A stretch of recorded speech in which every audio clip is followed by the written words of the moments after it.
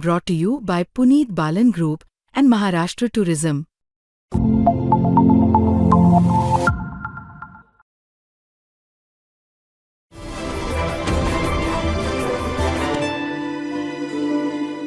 तर मला तरी असं वाटते की प्रत्येक पक्षाला आपला आपला पक्ष वाढवायचा पूर्ण अधिकार आहे.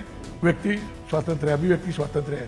दोघांच्या वाटा वेगळ्या आहेत, दोघांचे पक्ष वेगळे आहेत. पण बघा, एखाद्या मुद्द्यावरती आपलं पटकन पटू शकतं, पण दोन माणसं एका पेजवर येण्यासाठी बफरिंग टाइम लागतो.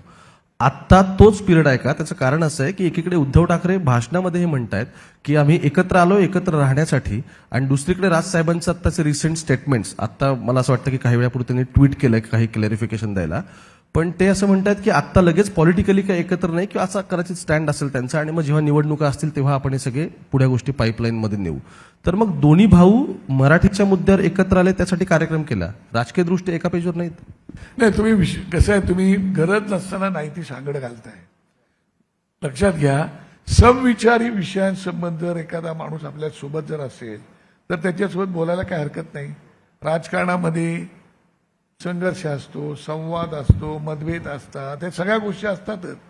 मतभेद बाजूला ठेवून जर एखादी गोष्ट चांगली कोणाच्या हितासाठी, मराठी माणसाच्या हितासाठी घडत असेल तर हे सगळं बाजूला ठेवायला पाहिजेत आणि त्याच्यात संवाद साधला पाहिजे आणि पुढे जायचा विचार केला पाहिजे, असं मला वाटते. आणि म्हणून त्यांनी त्या दिवशी पण सांगितलं, त्यांनी मराठी या विषयाची चौकट पण सोडली ना. तुम्ही पाहिलं त्यांनी त्यांच्या भाषणातून मराठी या विषयाची चौकट न सोडता त्यांनी मराठीची भूमिका ठामपणे मांडली.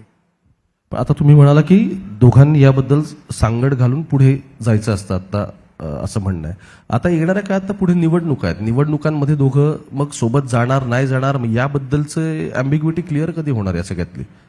नाही, विषय घ्या तुम्ही. पुन्हा एक मी तुम्हाला सांगतो की तुम्ही ह्या विषयाचा संबंध निवडणुकांशी लावता. निवडणुकांना खूप वेळ आहे हो, निवडणुकांना खूप वेळ आहे. त्याच्यामुळे आता तुम्ही म्हणजे आम्हाला असं वाटतंय की आमच्यापेक्षा जास्त घाई तुम्हाला झालेली दिसते आम्हाला. काय त्याच्यामुळे तसं काही नसतं. परंतु ठीक आहे ना, एखादा विषय घेऊन जर आपण एकत्र येऊन जर वाटचाल करतोय त्या विषयापुरतं तर काय अडचण नाही. आणि कुठेही काही झालं तरी शेवटी कसं की दोन व्यक्ती स्वातंत्र्य, अभिव्यक्ती स्वातंत्र्य आहेत, दोघांच्या वाटा वेगळ्या आहेत, दोघांचे पक्ष वेगळे आहेत. काय बाळासाहेबांनी त्यांच्या हयातीमध्ये एक प्रकारे दोन पक्ष एकाच विचारधारेचे त्यांना पाहायला मिळाले. त्याच्यामुळे दोघे काय त्या विषयावरती बोलू शकतात.